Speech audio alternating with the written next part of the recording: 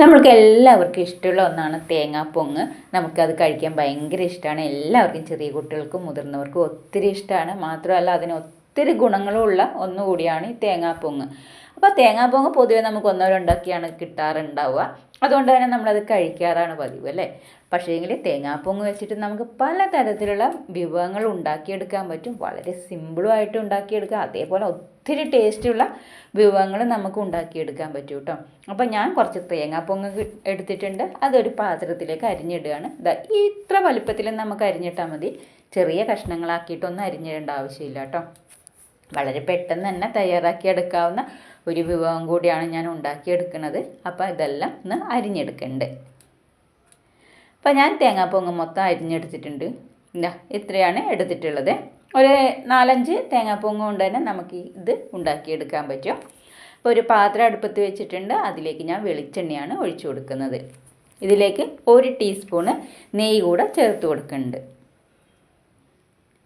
അപ്പോൾ അതൊന്ന് ഉരുകി വരുമ്പോൾ നമ്മൾക്ക് ഒരു വലിയ പട്ടയുടെ കഷ്ണം, 2 ഗ്രാമ്പും 2 ഏലക്കായും കൂടെ ഇതിലേക്ക് ചേർത്ത് കൊടുത്ത് ഒന്ന് മൂപ്പിച്ചെടുക്കാം.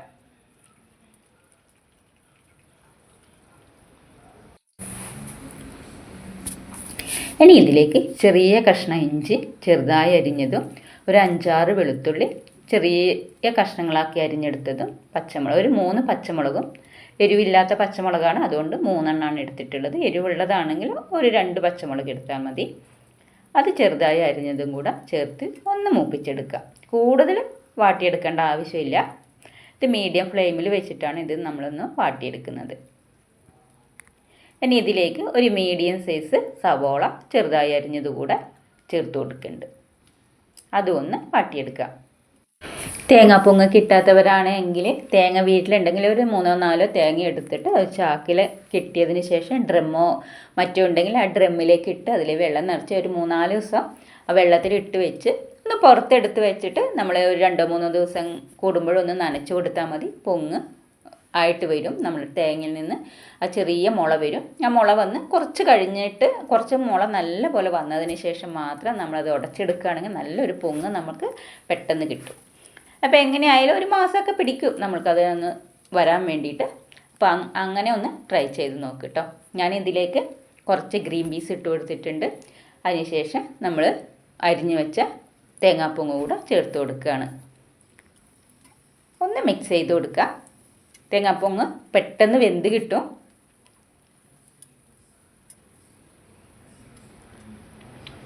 നല്ലപോലെ മിക്സ് ചെയ്ത് കൊടുക്കുക.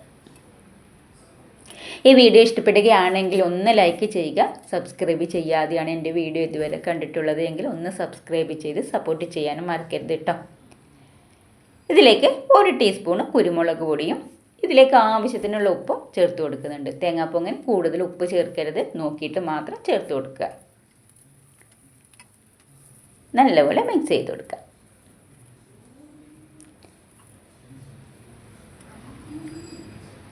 ഇതിലേക്ക് നമുക്ക് 2 പാൽ ഒഴിച്ചു കൊടുക്കണം. തേങ്ങ പാലാണ് ഞാൻ ഒഴിച്ചു കൊടുക്കുന്നത്. തേങ്ങയുടെ 1ഉം 2ഉം പാലെടുത്ത് വെച്ചതിൽ 2ാം പാലാണ് ചേർത്ത് കൊടുക്കുന്നത്. നല്ലപോലെ മിക്സ് ചെയ്ത് മൂടി അടച്ച് വെച്ച് നമ്മൾക്ക് ഇതൊന്ന് ഒരു 2-3 മിനിറ്റ് ഒന്ന് വേവിച്ചെടുക്കാം.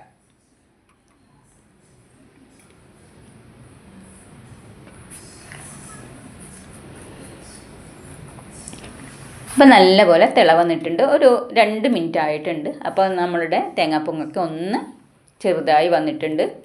അപ്പോൾ ഒന്ന് നല്ലപോലെ വെന്ത് കിട്ടിയിട്ടുണ്ട്. ഇത് നല്ലപോലെ മിക്സ് ചെയ്ത് കൊടുത്ത് ഒന്നുകൂടെ നമുക്ക് 1 മിനിറ്റ് കൂടെ ഒന്ന് വെക്കാം. കൂടുതൽ സമയം വേവിക്കേണ്ട ആവശ്യമൊന്നുമില്ല.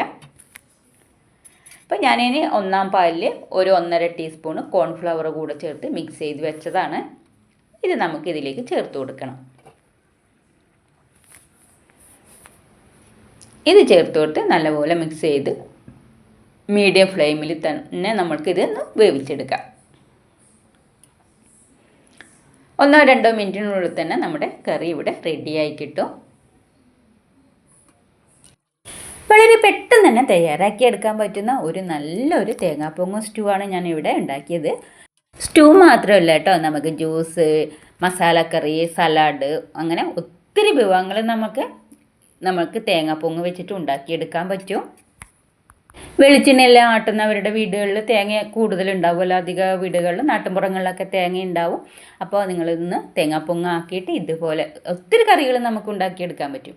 അപ്പോൾ അതൊന്ന് ട്രൈ ചെയ്ത് നോക്ക്. നല്ല ടേസ്റ്റുള്ള കറി നമുക്ക് തയ്യാറാക്കിയെടുക്കാൻ പറ്റും. അപ്പോൾ ഞാനിതിലേക്ക് ഒരു 1/4 ടീസ്പൂണ് കുരുമുളകും കുറച്ചൊരു 1.5 ടീസ്പൂണ് വെളിച്ചെണ്ണ ഒഴിച്ച് ഒന്ന് മിക്സ് ചെയ്ത് കൊടുത്തതാണ്. അപ്പോൾ നമ്മുടെ കറി ഇവിടെ റെഡി ആയിട്ടുണ്ട്. വളരെ സിമ്പിളും ടേസ്റ്റും ആയിട്ടുള്ള ഈ കറി എല്ലാവരും ഒന്ന് ട്രൈ ചെയ്ത് നോക്കുക കേട്ടോ. തേങ്ങാപ്പൊങ്ങ് വെച്ചിട്ട് നമുക്കിത് ചപ്പാത്തിയുടെ കൂടെയും പൊറോട്ടയുടെ കൂടെയും അപ്പത്തിൻ്റെ കൂടെയും ഒക്കെ ഉപയോഗിക്കാൻ പറ്റുന്ന നല്ലൊരു കറിയാണ്. അപ്പോൾ ഇതൊന്ന് ചൂടാറിയിട്ടുണ്ട്. അപ്പം ഞാനിതൊരു പാത്രത്തിലേക്ക് മാറ്റുകയാണ്. നമുക്ക് വട്ടയപ്പത്തിനൊക്കെ കഴിക്കാൻ പറ്റും ഈ കറി. വെള്ളയപ്പം എല്ലാത്തിനും കഴിക്കാൻ പറ്റിയ നല്ലൊരു കറിയാണ്. അപ്പോൾ എല്ലാവരും ഒന്ന് ട്രൈ ചെയ്ത് നോക്കുക കേട്ടോ. വീഡിയോ ഇഷ്ടപ്പെടുകയാണെങ്കിൽ ഒന്ന് ലൈക്ക് ചെയ്യുക, സബ്സ്ക്രൈബ് ചെയ്യാതെയാണ് ഇതുവരെ എൻ്റെ വീഡിയോ കണ്ടിട്ടുള്ളതെങ്കിൽ ഒന്ന് സബ്സ്ക്രൈബ് ചെയ്ത് സപ്പോർട്ടും ചെയ്യുക.